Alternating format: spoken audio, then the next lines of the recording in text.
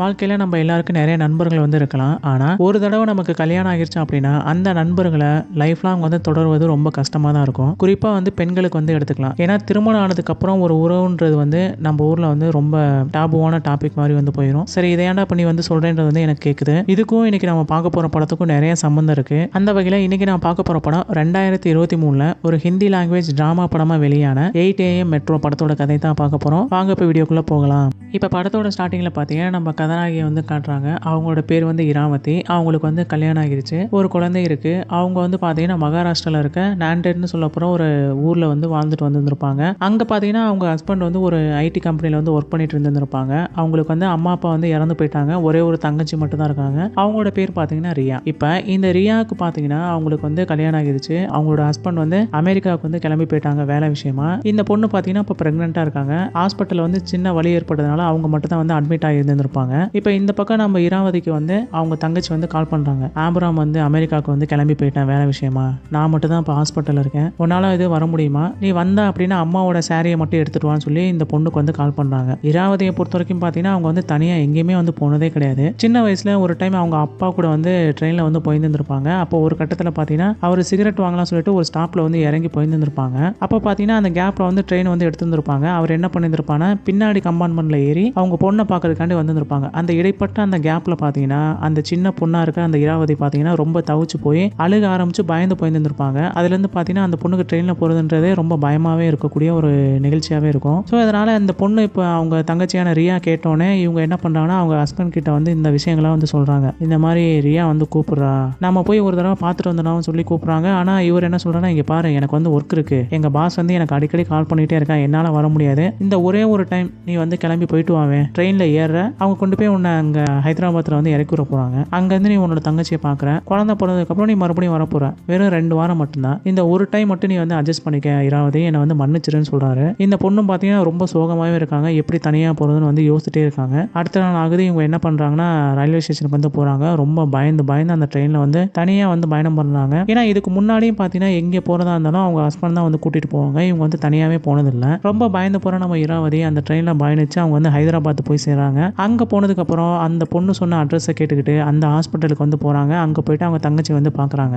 அப்போ இவங்க கொண்டு போனால் அவங்க அம்மாவோட சாரி எடுத்து அந்த பொண்ணுக்கு வந்து கொடுக்குறாங்க. அதை பார்த்தோன்னே அந்த ரியா வந்து அழுக ஆரம்பிச்சிடறாங்க. தனக்குன்னு இந்த உலகத்தில் இருக்க ஒரே ஒரு உறவு யாருன்னு பார்த்தீங்கன்னா இவங்க அக்கா மட்டும்தான். இவங்களும் வராமல் போயிடும் சொல்லி அந்த பொண்ணு பயந்துட்டே இருந்திருப்பாங்க. இப்போ இவங்க வந்ததுக்கு அப்புறம் தான் அந்த பொண்ணுக்கு வந்து அளவு கடந்த மகிழ்ச்சியாக வந்திருக்கும். 2 பேரும் வந்து ஹக் பண்ணிப்பாங்க, நல்லா பேசிட்டு இருந்திருப்பாங்க.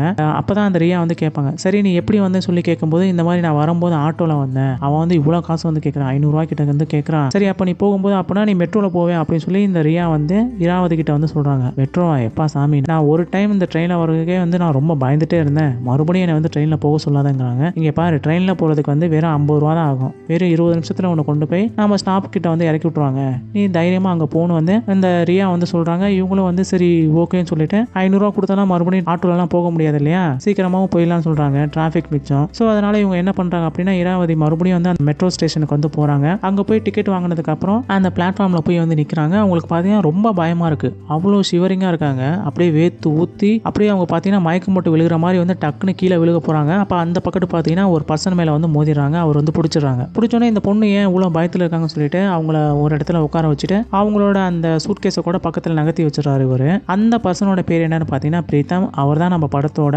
கதாநாயகன். முதல் டைமே இவங்க 2 பேர் இப்படி தான் வந்து மீட் பண்ணியிருந்திருப்பாங்க. அதே சமயம் பார்த்தீங்கன்னா ட்ரெயினும் வந்துருது. இந்த பொண்ணு பார்த்தீங்கன்னா ரொம்ப பதட்டத்திலே இருக்காங்க. இந்த பிரீத்தம் என்ன பண்ணுறான்னா இந்த பொண்ணை கூட்டிகிட்டு அவங்களோட அந்த சூட்கேஸையும் கூட்டிகிட்டு அவர் தான் உள்ளே கூட்டிகிட்டு போகிறாரு. அந்த பொண்ணு பார்த்தீங்கன்னா ரொம்ப பயத்திலே இருக்காங்க. என்ன இந்த பொண்ணு ட்ரெயினு போகிறதுக்குலாம் வந்து இப்படி பயப்படுறாங்கன்னு சொல்லிட்டு இவர் வந்து யோசிச்சுட்டு இருக்காரு. அப்போ அந்த பொண்ணு வச்சிருக்க அந்த சூட்கேஸ் கூட பார்த்தீங்கன்னா அப்படியே வளைஞ்சு அங்கே அந்த பக்கம் வந்து போகுது. இவர் என்ன பண்ணாருன்னா அந்த சூட்கேஸையும் பிடிச்சி அவங்க பொண்ணு பக்கத்தில் தான் வைக்கிறாங்க. இந்த பொண்ணு வந்து பார்த்தீங்கன்னா அந்த ஸ்டாப் வந்ததுக்கப்புறம் இறங்கி போயிடுறாங்க. இவர் நம்ம பிரீத்தத்தை பொறுத்த வரைக்கும் பார்த்தீங்கன்னா அவர் வந்து பேங்க்ல வேலை செய்கிறவர். அவர் பார்த்தீங்கன்னா கடந்த 6 மாசமா நிறைய புத்தகங்களாக வந்து படிக்க ஆரம்பிச்சிருப்பாங்க. இப்போ அவரோட ஸ்டாப் வந்ததுக்கப்புறம் அவர் என்ன பண்ணுறாருன்னா நேராக வந்து வழக்கமாக ஒரு புக் ஸ்டாலுக்கு வந்து போவார். அங்கே போயிட்டு நிறைய புக்கெலாம் வாங்கலான்னு பார்க்குறாரு. அப்போ புதுசாக வந்து ஒரு ரைட்டர் வந்து இருந்திருப்பாங்க. அந்த ரைட்டர் வந்து ஒரு கரடியை பற்றி ஒரு கதை வந்து எழுதியிருந்திருப்பாங்க.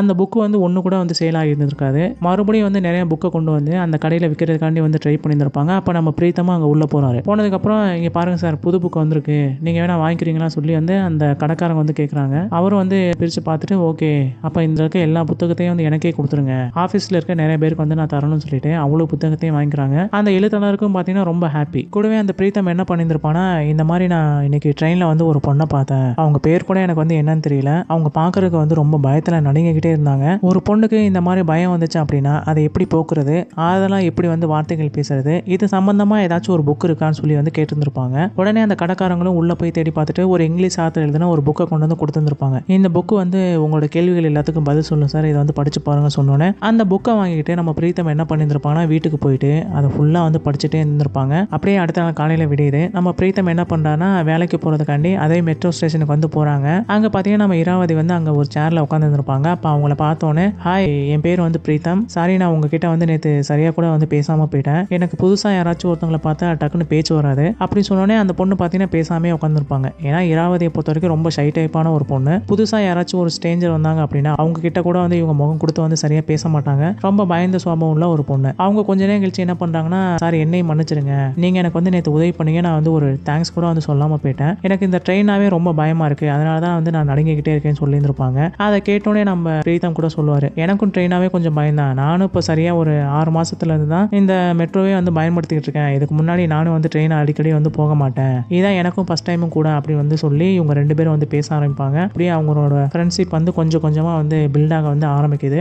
ட்ரெயினும் வந்துட்டு 2 பேரும் உள்ளேயும் போகிறாங்க. அப்போ பார்த்தீங்கன்னா அந்த பொண்ணு வந்து ட்ரெயினுக்குள்ளே உட்காந்துருக்கும் போது அவங்க நடுங்கிக்கிட்டே இருக்கிறத வந்து நம்ம பிரீத்தம் வந்து கவனிக்கிறாங்க. அவர் புக் படிக்கும் போது அந்த புக்கில் என்ன எழுதிருக்குன்னா, ஒருத்தவங்க இந்த மாதிரி ட்ரெயினோ ஏதோ ஒரு விஷயங்களை பார்த்து பயப்படுறாங்க அப்படின்னா அவங்களுக்கு வந்து பேனிக் அட்டாக்ன்ற ஒரு விஷயம் இருக்குன்னு அர்த்தம், அவங்கள அதுலேருந்து திசை மாற்றுறதுக்கு வேற ஏதாச்சும் ஒரு செயல்களை வந்து செய்ய சொல்லணும் அப்படின்னு சொல்லி அந்த புக்கில் வந்து எழுதியிருந்திருக்கும். உடனே அவர் என்ன பண்ணியிருப்பானா, அந்த பொண்ணை வந்து ரீடாக்ட் பண்ணுறதுக்காண்டி உங்ககிட்ட ஏதாச்சும் நோட் இருக்கான்னு சொல்லி வந்து கேட்டுருந்துருப்பாங்க. அந்த பொண்ணு வந்து பார்த்தீங்கன்னா நம்ம இராவதியை பொறுத்த வரைக்கும் போயம்ஸ் எழுதுற வந்து ரொம்ப இன்ட்ரெஸ்ட் அவங்களுக்கு, ஆனால் அதை வந்து யாருமே வந்து படிச்சிருந்துருக்க மாட்டாங்க. இது வந்து பார்த்தீங்கன்னா இவங்க அப்பா கிட்ட இருந்து வந்த ஒரு பழக்கம் தான் வந்து நம்ம இராவதிக்குமே. ஸோ அவங்க என்ன பண்ணியிருப்பாங்கன்னா அவங்க எப்போவுமே எழுதுகிற அந்த நோட் புக்கை வந்து கொடுத்துருந்துருப்பாங்க. நம்ம பிரீத்தம் என்ன பண்ணியிருப்பாங்கன்னா ஒரு பேஜை வந்து திருப்பிட்டு அதில் வந்து ஒரு பூ மாதிரி வந்து வரைய ஆரம்பிச்சிருந்திருப்பாங்க. அப்போ அவர் கூட சொல்லுவார், இந்த மாதிரி தான் என்னோட ஒய்ஃப் வந்து மிருதுலா இருக்காங்க, அவங்களுக்கும் பார்த்தீங்கன்னா இந்த மாதிரி எப்போயாச்சும் பேனிக் அட்டாக் வர மாதிரி இருந்துச்சு அப்படின்னா அவங்க இந்த மாதிரி தான் வந்து படம்லாம் வரைவாங்க, நீங்களும் ட்ரை பண்ணி பாருங்க உங்களுக்கும் போகணும்னு வந்து சொல்லியிருந்திருப்பாங்க. இதுக்கு முன்னாடி சீன் பார்த்தீங்கன்னா ரொம்ப அழகாகவே வந்து காமிச்சிருந்திருப்பாங்க. இவங்க 2 பேரும் பேசும்போது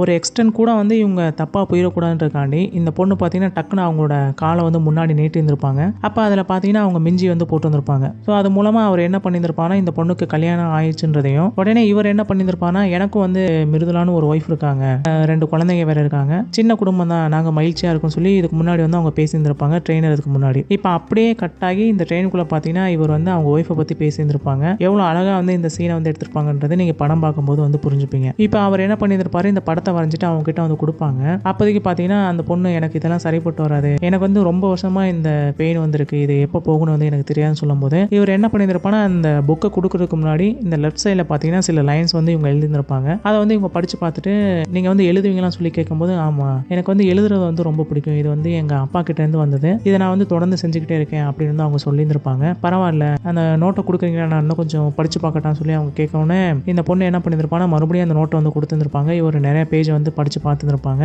பரவாயில்ல, உங்கள் கவிதைகள் எல்லாமே வந்து ரொம்ப உயிரோட்டமாக இருக்குது, நீங்கள் ரொம்ப அழகாகவே வந்து எழுதுறீங்க, எனக்கு வந்து இந்த கவிதைகள் ரொம்ப பிடிச்சிருக்கு அப்படின்னு சொல்லியிருந்திருப்பாங்க. இதை கேட்டுட்டு இந்த ஸ்டாப் முடிஞ்சதுக்கப்புறம் நம்ம இராவதி வந்து அவங்க தங்கச்சியை பார்க்கறதுக்காண்டி ஹாஸ்பிட்டல் வந்து போயிருந்திருப்பாங்க. அப்போ அவங்க கிட்ட கூட வந்து சொல்கிறாங்க, இந்த மாதிரி ட்ரெயினில் வந்து நான் ஒரு பர்சனை வந்து மீட் பண்ணேன், அவர் வந்து பார்க்கறதுக்கு வந்து ரொம்ப நடுத்தர வயது கொண்ட ஒருத்தராக இருந்தாங்க, அவருக்கு கல்யாணமாக ஆகிடுச்சு, அவர் வந்து நான் எழுதின அந்த கவிதைகளை படித்து பார்த்துட்டு ரொம்ப நல்லா இருக்குன்னு வந்து சொன்னாங்க அப்படின்னோடனே ரியா வந்து சொல்லுவாங்க, இங்கே பாரு இராவதி, இந்த மாதிரி பசங்களே வந்து நீ நம்பாத, அவங்க இந்த மாதிரி தான் ஏதோ ஆசை வார்த்தைகளை காமிச்சு நம்மளை வந்து மயக்க ட்ரை பண்ணுவாங்க, அவங்களோட வலையெல்லாம் போய் நீ விழுந்துடாதேன்னு சொல்லி வச்சுருப்பாங்க. உடனே இராவதி என்ன பண்ணுறாங்கன்னா அன்னைக்கு ஈவினிங் வந்து அவங்க தங்கச்சியை விட்டுட்டு வீட்டுக்கு கிளம்பி போகிறாங்க. ஏன்னா காலையில் 8 மணிக்கு வந்தாங்க அப்படின்னா ஈவினிங் 6 மணிக்கு தான் அவங்கள விட்டுட்டு வந்து போவாங்க. ஸோ அப்படி ஈவினிங் போகும்போது அன்னைக்கு அந்த மெட்ரோ ஸ்டேஷனில் வந்து பிரீத்தம் வந்து கேட்குறாங்க, இந்த மாதிரி நம்ம வந்து டெய்லி மீட் பண்ணிக்கிட்டு இருக்கோம், ஒரு நாள் வாங்கல நம்ம வந்து வெளியில் போய் ஒரு காஃபி சாப்பிட்டு வரலாம், எனக்கு தெரிஞ்ச ஒரு கடை ஒன்று இருக்குது, வாங்க போகலாம் சொல்லி வந்து கூப்பிட்றான். இந்த பொண்ணு வந்து ஓகேன்றாங்க. அப்போ ஒரு கடைக்கு வந்து கூட்டிகிட்டு போகிறான். அங்கே பார்த்தீங்கன்னா இவங்க 2 பேரும் வந்து காஃபி சாப்பிட்டுக்கிட்டு அவங்களோட நிறைய விஷயங்களை வந்து ஷேர் பண்ணிகிட்டே வராங்க. இப்படியே அவங்களோட அந்த பழக்க வழக்கம் பார்த்தீங்கன்னா கொஞ்சம் கொஞ்சமாக க்ளோஸ் ஆகிக்கிட்டே வருது. டெய்லி அவங்க 2 பேரும் வந்து மீட் பண்ணுறாங்க. ஒரு நாள் அவன் என்ன பண்ணியிருப்பானா, வாங்களே நான் வந்து உங்களுக்கு வந்து இந்த ஹைதராபாத் முழுக்க வந்து சுற்றி காமிக்கிறேன்னு சொல்லிட்டு எல்லா இடத்துக்கும் போயிருந்துருப்பாங்க, நிறைய இடங்களை வந்து சுற்றி பார்த்துருப்பாங்க. அப்படியே ஒரு நாள் தான் பார்த்தீங்கன்னா அவங்க எல்லாமே அந்த ஊரெல்லாம் சுற்றி பார்த்துட்டு அவங்க போகிறதுக்கு பார்த்தீங்கன்னா ரொம்ப லேட்டாக இருந்திருக்கும், அப்படியே இருட்டாகி இருந்திருக்கும். அந்த சமயத்தில் பார்த்தீங்கன்னா இவங்க தங்கச்சிக்கு வந்து வழி வந்துருக்கும். ஸோ இவங்க என்ன பண்ணியிருந்திருப்பாங்கன்னா இவளுக்கு வந்து கால் பண்ணியிருந்திருப்பாங்க. அவளுக்கு வந்து கால் எடுத்துருந்துருக்க மாட்டான். ஏன்னா அவள் என்ன பண்ணியிருந்தா இவங்க கூட வந்து சுற்றிட்டே இருக்கும்போது காலை வந்து சைலண்டில் போட்டுருந்துருப்பா. அதனால அந்த காலை வந்து அட்டன் பண்ணியிருந்திருக்க மாட்டான். வேக வேகமாக அன்றைக்கு நைட்டு போய் அவங்க தங்கச்சி வந்து பார்க்க போயிருந்திருப்பா. அப்போ பார்த்தீங்கன்னா இந்த மாதிரி என்ன பண்ணிட்டு இருக்கீங்க, உங்களுக்கு வந்து அவங்க கால் பண்ணியிருந்திருக்காங்க, இப்போதைக்கு ஒன்றும் பெருசாக இல்லை, ஆனால் உங்களை தான் வந்து 24 மணி நேரமும் ஒரு பர்சன் வந்து இங்கேருந்து பார்த்துக்கணும்னு சொல்லியிருந்திருக்கேன்னு சொல்லிட்டு அந்த டாக்டர் கூட இராவதி வந்து திட்டிட்டு தான் போயிருந்திருப்பாங்க. அப்போ இந்த விஷயம் பார்த்தீங்கன்னா ரியாவுக்கு வந்து செம்ம கோவத்தை தான் ஏற்படுத்தியிருந்திருக்கும். உனக்கு நான் முக்கியம் இல்லை, அப்போ நீ இங்கே வந்ததே வந்து அந்த பர்சனை ஒருத்தன் சொன்னியே அவன் கூட ஊர் சுற்றுறதுக்காக அப்படின்னு சொல்லி அவள் திட்டினோடனே இந்த இராவதிக்கு வந்து செம்ம கோவம் வந்திருக்கும். அவள் வந்து கோவப்பட்டுட்டு அப்படியே வீட்டுக்கு கிளம்பி போயிருந்திருப்பான். அடுத்த நாள் காலையில் மறுபடியும் வந்து அவங்க தங்கச்சியை பார்க்கக்காண்டி வந்திருப்பான். ஆனால் ரியா பார்த்தீங்கன்னா ரொம்ப சோகமாக இருந்திருப்பான். இந்த மாதிரி என்னை வந்து மன்னிச்சிரு, நாளைக்கு வந்து ரொம்ப கோவமாக உங்ககிட்ட வந்து பேசிட்டேன், நான் அப்படி பேசியிருக்க கூடாதுன்னு சொன்னோடனே அவங்க 2 பேரும் வந்து ஹக் பண்ணிட்டு அழ ஆரம்பிச்சிருந்திருப்பாங்க. இராவதியும் அதை வந்து பெருசாக எடுத்துருக்க மாட்டான். அதே சமயம் அந்த ரியாவுக்கு பார்த்தீங்கன்னா ஏன் இவ்வளோ கோவம் வந்துச்சுன்னு பார்த்தீங்கன்னா இவங்களோட ஹஸ்பண்டான அந்த ஆப்ராம் வந்து அமெரிக்கா போயிட்டான் அப்படின்னு சொன்னோம் பார்த்தீங்களா. அவன் என்ன பண்ணியிருப்பான், இன்னொரு பொண்ணு கூட அஃபேர்ல இருந்திருப்பான். அந்த விஷயம் வந்து இவளுக்கு தெரிஞ்சு போயிருந்திருக்கும். ஸோ அவன் என்ன பண்ணியிருப்பானா இவளை பார்க்கறதுக்காண்டி வந்திருப்பான். இவன் என்னன்னா அவனை பிடிச்சி திட்டி அனுப்பிச்சிருந்துருப்பான். ஸோ நம்ம இராவதி என்ன பண்ணியிருப்பானா அவனை கூட்டிக்கிட்டு மறுபடியும் வந்து உள்ள வந்திருப்பான். இவனை எதுக்கு நீ கூட்டிட்டு வந்த, இவன் வந்து இங்க வந்தான் அப்படின்னா என்னோட குழந்தை கூட பிறக்காம போயிடும், இவனை என் கண் முன்னாடியே வந்து இருக்க விடாத, அவனை வந்து கூட்டிட்டு போன்னு சொன்னோடனே கத்த ஆரம்பிச்சிருப்பான். இராவதி வந்து அவனை கூட்டிட்டு வெளியில போயிருந்திருப்பான். அப்பதான் அவன் வந்து சொல்லுவான், நான் பண்ணது வந்து தப்பு தான், நான் பண்ண தப்பெல்லாம் வந்து சொல்லி அழலான்ட்டு தான் நான் இங்க வந்தேன், அதனாலதான் ரியா கிட்ட வந்து எல்லா உண்மையை வந்து சொன்னேன், அப்படி சொல்லி அவன் வந்து என்னை ஏத்துக்க மாட்டேன்றான் அப்படின்னு சொன்னோன்னே நீ என் கிட்ட புலம்பி என்ன பிரயோஜனம், போய் அவளை போய் சமாதானப்படுத்துன்னு சொல்லிட்டு வந்து கிளம்பி போயிடுறான். அடுத்த நாள் மறுபடியும் நம்ம பிரீத்தம் வந்து சந்திக்கிறான். அந்த காஃபி ஷாப்ல இருக்கும்போது அப்பதான் வந்து அவங்க 2 பேர் நிறைய விஷயங்கள் வந்து பேச ஆரம்பிக்கிறாங்க. அப்பதான் வந்து அவன் வந்து சொல்றான், இந்த மாதிரி உங்களுக்கு வந்து பேனிக் அட்டாக் இருக்குன்னு நினைக்கிறேன், நிறைய விஷயங்கள்னால நீங்க வந்து பயப்பட்டுட்டே இருக்கீங்க, இதை பத்தி நீங்க யாருக்காச்சும் வந்து சொல்லியிருக்கீங்களான்னு சொல்லி கேட்கும்போது இல்ல நான் இது வரைக்கும் யார்கிட்டயும் வந்து சொன்னதில்லை, என்னோட சின்ன வயசுல இந்த மாதிரி எங்க அப்பா என்னை ட்ரெயின்ல உட்கார வச்சுட்டு போனதுக்கு அப்புறம் அந்த 15 நிமிஷம் ஆச்சு எங்க அப்பா என்னை வந்து மறுபடியும் பாக்குறதுக்கு, அந்த 15 நிமிஷம் தான் நான் இந்த நரகத்தை வந்து அனுபவிச்சேன், அதுல இருந்து நான் இந்த ட்ரெயின்ல போறதே வந்து பயந்துகிட்டே இருந்தேன், என்னோட அந்த பயம் வந்து கொஞ்சம் கொஞ்சமா அதிகரிச்சுட்டே போனது தவிர அது வந்து குறையவே இல்லை அப்படி சொல்லிட்டு இருக்கும்போது இவன் என்ன பண்ணியிருந்திருப்பானா இங்க பாருங்க என்னோட கையிலையும் பாத்தீங்கன்னா அப்படின்னு சொல்லிட்டு காமிச்சிருந்திருப்பான். அது பாத்தீங்கன்னா அறுத்த தழும்பு இருந்திருக்கும். எனக்கு வந்து வாழ்க்கையில் நிறைய பிரச்சனை இருந்திருக்கு, நானும் நிறைய டிப்ரெஷன்ல வந்து போயிருந்திருக்கேன், அதனாலதான் நானும் வந்து அன்னைக்கு ஒரு நாள் ஃபர்ஸ்ட் டைம் உங்களை பார்க்கும்போது என்னால வந்து சரியா பேசக்கூட முடியல, நானும் வந்து யார்கிட்டயே வந்து அதிக அளவு வந்து பேச மாட்டேன், எனக்கு வந்து ஃப்ரெண்ட்ஸ்லாம் கிடையாதுன்னு சொல்லும் போது அப்ப என்கிட்ட மட்டும் பேசிட்டீங்கன்னு கேட்கும்போது அது என்னமோ தெரியல, நம்மளோட கருத்துக்கள் எல்லாமே வந்து ஒன்னா ஒத்து போறதுனால நம்ம 2 பேரும் இவ்வளவு சீக்கிரமா வந்து ஃப்ரெண்ட்ஸ் ஆயிட்டோம்னு சொல்லி பேசியிருந்திருப்பாங்க. அப்பதான் வந்து கேட்டிருந்திருப்பான், இந்த மாதிரி எங்க அப்பா இறந்து போனதுக்கு அப்புறம் நான் எழுதுறதே வந்து கொஞ்சம் கொஞ்சமா விடலான்னு இருந்தேன், ஆனா எங்க அப்பா இறந்து போறதுக்கு முன்னாடி என்கிட்ட நீ மட்டும் எழுதுறத வந்து விட்டுறாத அப்படின்னு சொன்னாங்க, அதனாலதான் நான் வந்து எழுதிக்கிட்டே இருக்கேன், என்ன வந்து இந்த சுடுகாட்டுக்கு வந்து கூட்டிட்டு போறீங்கன்னு சொல்லி வந்து கேட்டிருந்திருப்பான். ஏன்னா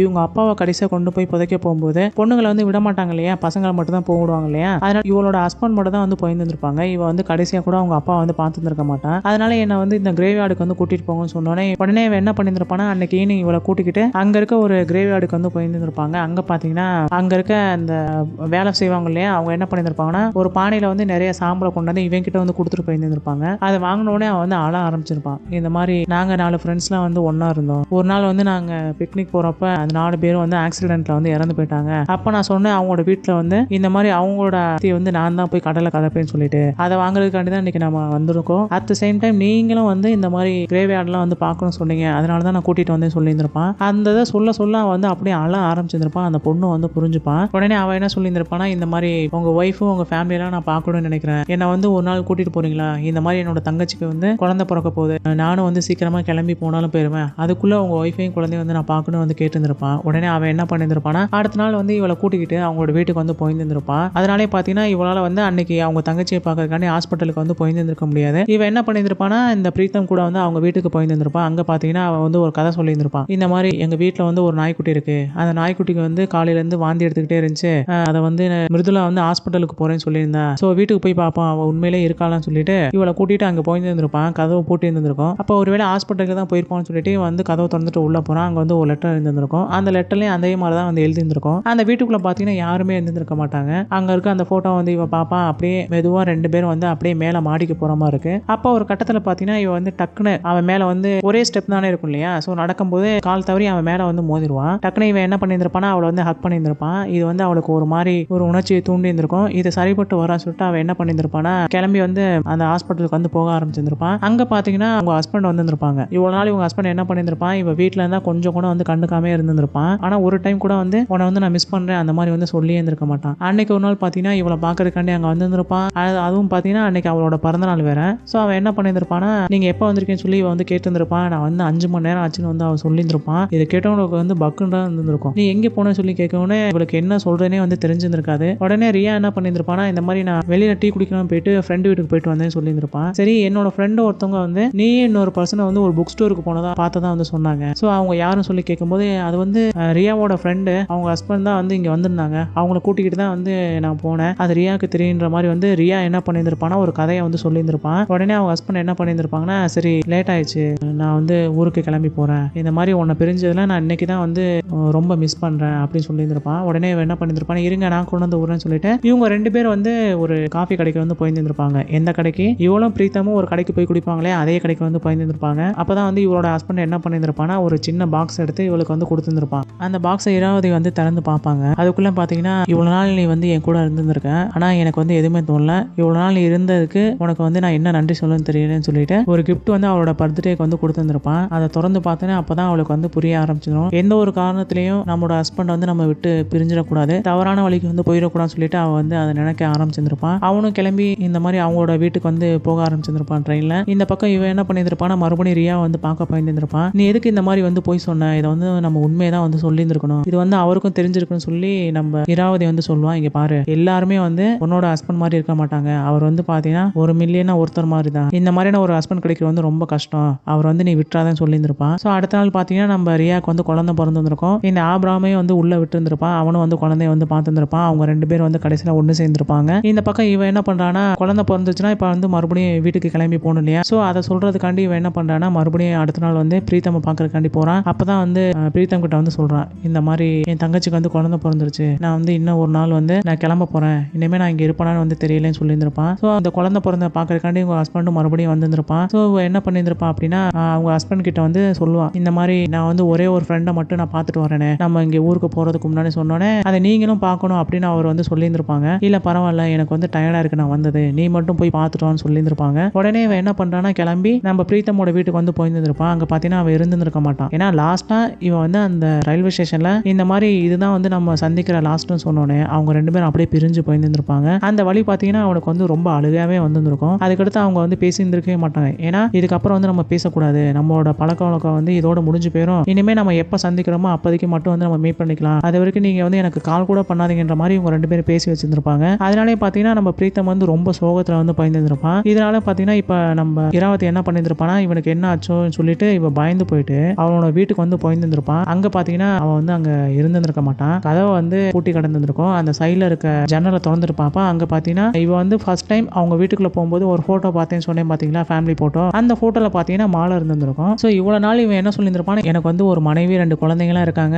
ஒரு நாய்க்குட்டிலாம் இருக்குன்னு சொன்னேன் பாத்தீங்களா, அது எல்லாமே பாத்தீங்கன்னா ஒரு கதை தான். இவங்க எல்லாருமே வந்து ஆல்ரெடி இறந்து போயிட்டாங்க, இவங்க இருக்கதா சொல்லி தான் இவன் என்ன பண்ணியிருப்பானா மனசை தேத்திக்கிட்டு வாழ்ந்துட்டு வந்திருப்பான். அப்பதான் வந்து கொஞ்ச நேரம் கழிச்சு அவனும் அந்த பக்கத்துல இருந்து வந்திருப்பான். நீ எதுக்கு இங்க வந்த, உன்னதான் நான் வராதன்னு சொல்லியிருந்தேனே, நானே வந்து அன்னைக்கு வந்து தற்கொலை பண்ணலான்ட்டு தான் அந்த ட்ரெயின்ல வந்து சாக போனேன், நீ வந்து என் மேல மோதினதுனாலதான் நம்ம கதையை வந்து மாறுச்சுன்னு சொல்லிட்டு இவன் வந்து பேச ஆரம்பிச்சிருப்பான். அப்பதான் அவளுக்கே வந்து புரியும். ஏன்னா அந்த பிரீத்தமோட மனைவியும் அவங்க 2 குழந்தையும் பாத்தீங்கன்னா ஒரு ஆக்சிடென்ட்ல வந்து இறந்து போயிருந்திருப்பாங்க. அவங்களோட அந்த அஸ்தியை வாங்குறதுக்காண்டி தான் இவன் என்ன பண்ணியிருப்பான், ஒரு நாள் இவளை கூட்டிக்கிட்டு அந்த சுடுகாட்டுக்கு போனேன்னு சொன்னேன் பாத்தீங்களா, அன்னைக்கு வந்து உங்க வேலை பாக்குறவங்க வந்து ஒரு அஸ்தி கொடுத்துருப்பாங்களே, அது வேற யாருமே இல்ல, இவங்க ஃபேமிலியோட தான். இவன் என்ன பண்ணியிருப்பான், அப்போதைக்கு இதை மறைக்கிறதுக்காண்டி இந்த மாதிரி என்னோட ஃப்ரெண்ட்ஸ் வந்து இறந்து போயிட்டாங்க, அவங்களோட அஸ்தி தான் இதுன்னு வந்து சொல்லியிருந்திருப்பான். அப்போதைக்கு வந்து ஒரு கதை மாதிரி சொல்லியிருந்திருப்பான் அவளுக்கு தெரியக்கூடாதுன்ட்டு. இப்போ இந்த விஷயங்கள் எல்லாத்தையும் வந்து இவகிட்ட வந்து போட்டு உடைச்சிருப்பான். இனிமே நீயும் வந்து போயிட்ட, இனிமே வந்து நான் இருப்பேனே என்னன்னு வந்து எனக்கு தெரியாது, நான் வந்து இறந்தாலும் இறந்து போயிருவேன் வந்து சொல்லியிருந்திருப்பான். இவன் என்ன பண்ணியிருப்பானா, இவன் கிட்ட கொடுக்கறதுக்காண்டி கடைசியா ஒரு கவிதை எழுதிட்டு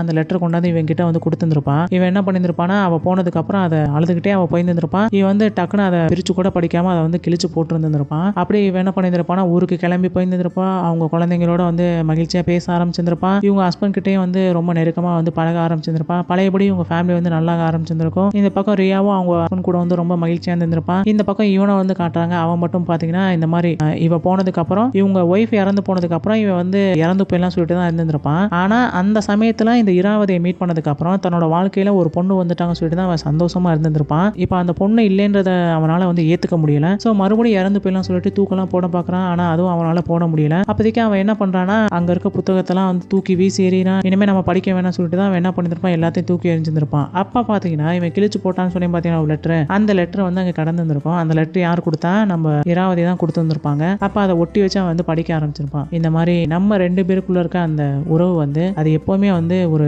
அன்பான ஒண்ணா இயல்பான ஒண்ணா தான் இருக்கணும். அது வேற எதை நோக்கி வந்து போகக்கூடாது. அது ரொம்ப நல்லதாவே இருக்கணும். அதுக்கு வந்து எந்த கலங்கமும் வந்துடக்கூடாது. நான் வந்து உன்னை விட்டு போயிருந்தாலும் என்னோட அன்பு வந்து உனக்குள்ள எப்பவுமே இருந்துகிட்டே தான் இருக்கும். அவங்க எழுதியிருந்திருப்பாங்க. நீ வந்து எழுந்து போ, உன்னோட வாழ்க்கை வந்து மறுபடியும் வந்து போராட்ட ஆரம்பி, நிறைய புத்தகங்களை வந்து நீ படிக்க ஆரம்பி சொல்லியிருந்திருப்பாங்க. ஏன்னா இவங்களோட ஒய்ஃபு அவங்க குழந்தைங்கலாம் இறந்து போனதுக்கு அப்புறம் தான் அதுல இருந்து கொஞ்ச நாச்சும் மீண்டு வர்றதுக்காண்டி அந்த டிஃப்ரென்ஸ்ல இருந்து வர்றதுக்காண்டி தான் இவன் நிறைய புத்தகங்களா வந்து படிக்க ஆரம்பிச்சிருப்பான். அவன் படிச்ச நிறைய புத்தகங்களை தான் இந்த இராவதிக்கும் வந்து அவன் ரெஃபர் பண்ணியிருந்திருப்பான். அதை தான் அவளும் படிச்சிருந்திருப்பான். இப்போ இவன் என்ன பண்ணியிருந்திருப்பானா, இந்த மாதிரி ஒரு லெட்டர் எழுதினோடனே அந்த லெட்டரை அவன் படிச்சதுக்கு அப்புறம் கொஞ்சம் மனசு மாறி இருந்திருப்பான். அவங்க வீட்டில் இருக்க அந்த அஸ்தியை கொண்டு போய் கடலெல்லாம் வந்து கரைச்சிருந்திருப்பான். மறுபடியும் வந்து ஒரு புது மனுஷனா ஆகிட்டு ஏதாச்சும் ஒரு புக்கு வாங்கலாம் சொல்லிட்டு இவன் என்ன பண்ணியிருந்திருப்பானா, அதே புக் ஸ்டாலுக்கு வந்து போயிருந்திருப்பான். அங்க பாத்தீங்கன்னா 8am மெட்ரோன்னு சொல்லிட்டு ஒரு புக் வந்து புதுசா ரிலீஸ் ஆயிருந்திருக்கும். அந்த புக்கை அவன் வாங்கியிருந்திருப்பான். கீழே பாத்தீங்கன்னா ஆத்தர் வந்து யார் எழுதிருப்பாங்கன்னா நம்ம இராவதியோட பேர் தான் இருந்திருக்கும். ஸோ அந்த இராவதி என்ன பண்ணியிருந்திருப்பாங்கன்னா, இவ்வளவு நாள் இவங்களுக்குள்ள நடந்த அந்த நிறைய நிகழ்ச்சிகள் அது எல்லாத்தையும் வந்து தொகுத்து ஒரு புக்கா வந்து பப்ளிஷ் பண்ணியிருந்திருப்பாங்க. அந்த புக்கை தான் வாங்கி வந்து படிக்க ஆரம்பிச்சிருந்திருப்பான். அப்பயே அவனோட மனசு வந்து மாறி இருந்திருக்கும். அவங்களுக்குள்ள இருக்க அந்த ரிலேஷன்ஷிப் எப்பவுமே வந்து ஒரு நல்ல ஒரு இடத்துலயும் களங்கமே இல்லாத ஒரு சூழ்நிலையும் இருக்குன்றத வந்து அவனும் புரிஞ்சுப்பான். அந்த சந்தோஷத்தோட இந்த படமும் முடிஞ்சிரும். இந்த படத்தை பத்தி சொல்லிக்கிட்டே இருக்கலாம். ஏன்னா இந்த படம் வந்து ரொம்ப ரொம்ப எனக்கு பிடிச்ச படங்கள்ல ஒன்னா வந்து மாறிடுச்சு. இந்த படம் பாத்தீங்கன்னா ஒரு டிராமா படம் தான். பாக்குறதுக்கு வந்து அப்படியே பேசிக்கிட்டே தான் இருப்பாங்க ஃபர்ஸ்ட்ல இருந்து லாஸ்ட் வரைக்குமே. ஆனா அந்த லாஸ்ட் ஒரு 30 மினிட்ஸ்ல பாத்தீங்கன்னா இவங்க 2 பேரும் பிரிவாங்க இல்லையா, அதுல இருந்து பாத்தீங்கன்னா அப்படியே கதையே வந்து டேர்ன் ஆகி அப்படியே நம்மள வந்து ரொம்ப எமோஷனலா வந்து கூட்டிட்டு போயிடும். எக்ஸாம்பிளுக்கு வந்து ஒரே ஒரு சீன் சொல்றேன். இந்த படத்துல வந்து எனக்கு ரொம்ப பிடிச்ச சீன்ல இந்த சீன் ஒண்ணு. அது என்னன்னு பாத்தீங்கன்னா, படத்தோட ஸ்டார்டிங்ல இவன் வந்து புக் படிச்சுட்டு இருந்திருப்பான். அப்ப அவங்க ஒய்ஃப் வந்து வந்திருப்பாங்க. இங்க வான்னு சொல்லிட்டு வந்து கூப்பிட்டு வந்திருப்பாங்க. இவன் என்ன பண்ணிருப்பானா, அப்படியே அவங்க ஒய்ஃப் பின்னாடியே வந்து போயிருந்திருப்பான். அங்க வந்து ஒரு பெட் இருந்திருக்கும். அந்த பெட்ல பாத்தீங்கன்னா 2 குழந்தைங்க வந்து படுத்திருந்திருக்கும். அவங்க ஒய்ஃப் வந்து மூணாவது அந்த பக்கம் படுத்திருந்திருப்பாங்க. இவன் அப்படியே ரைட்ல வந்துட்டு அவங்க 2 குழந்தைக்கும் வந்து முத்தம் கொடுத்துட்டு அப்படியே அந்த பெட் மேல ஏறி அவங்க ஒய்ஃபோட காலை பிடிச்சிட்டு, இந்த மாதிரி நான் வந்து வேலையை விட போறேன், உனக்காண்டி வந்து நான் என்னோட நேரத்தை ஃபுல்லா வந்து செலவழிக்க போறேன்னு சொல்லிட்டு அவளோட காலில் வந்து முத்தம் கொடுப்பான். இப்ப அப்படியே இந்த படத்தோட கிளைமேக்ஸ்ல பாத்தீங்கன்னா இவளுக்கு வந்து தெரிஞ்சு போயிரும் இல்லையா, அவங்க ஒய்ஃபு குழந்தைங்க எல்லாமே இறந்து போயிட்டாங்கன்னு. ஸோ அப்ப அவன் என்ன பண்ணியிருப்பானா, இந்த டிப்ரெஷன்ல இருந்து வெளியில வரதுக்காண்டி இவன் என்ன பண்ணியிருப்பானா, அதுக்குள்ளேயே மூழ்கி கிடக்கிற அந்த நாட்கள்ல அவன் என்ன பண்ணியிருப்பானா, அந்த பெட்ல வந்து அவங்க குழந்தைங்க போட்டிருக்க அந்த ட்ரெஸ்ஸை வந்து அப்படியே வச்சிருந்திருப்பான். அவங்க ஒய்ஃபோட புடவை அந்த பக்கம் போட்டு வந்திருப்பான். அதே சீனு அப்படியே பாத்தீங்கன்னா 2 பேருக்கு வந்து அவன் அந்த ட்ரெஸ் மேல வந்து முத்தம் கொடுக்குறான். அப்படியே அந்த பெட் மேல ஏறி வர்றான். அவங்களோட ஒய்ஃப் அந்த காலை பிடிக்கிற மாதிரி அந்த சாரியை பிடிச்சிட்டு அப்படியே பேச ஆரம்பிக்கிறான். அவ்வளோ அற்புதமா வந்து அந்த சீன் வந்து எடுத்துருப்பாங்க. ஒன் ஆஃப் த பெஸ்ட் சீனே வச்சுக்கோங்களேன் இந்த படத்துல.